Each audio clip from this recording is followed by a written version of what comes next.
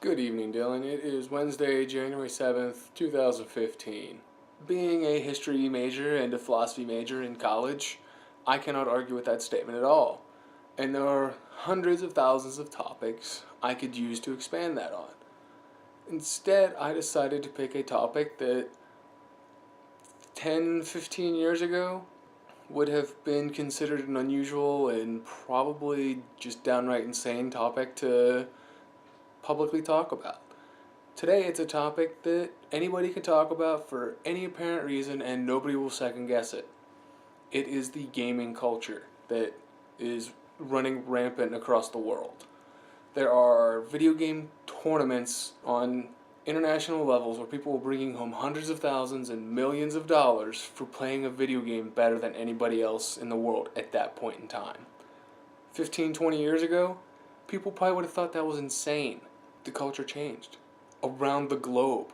This weird little faction of people who like to play games as adults, in this case video games or card games, would continue to grow and somehow cut the attention of, I don't know, people with money or big corporations or something.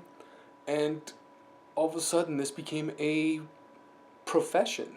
It went from being a hobby that loners and strange, crazy, weird, geeky people that you didn't want to talk to are all of a sudden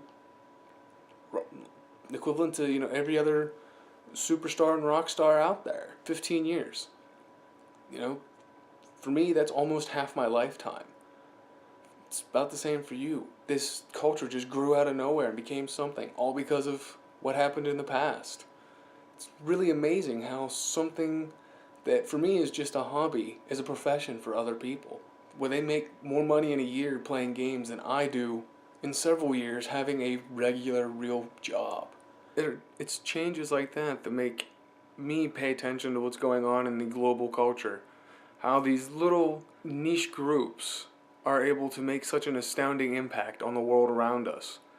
I mean, video games are now just such an everyday, ordinary part of life that nobody thinks about it. There's games on your computers and on your iPads and on your phones. There are games at bars and airports now.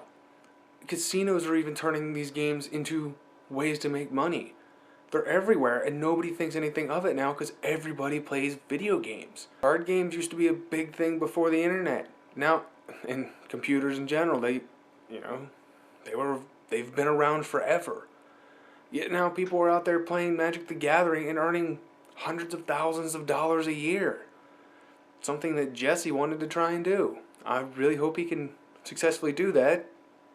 Only time shall tell. It's things like that most people, when I was growing up, if you told them that's what you wanted to do, they would have laughed at you until they passed out. They just would have considered that an absolute waste of somebody's time. Now, you tell somebody that, most of them are like, hey, yeah, if that makes you happy, go ahead and do it. If you can win, you can make a lot of money.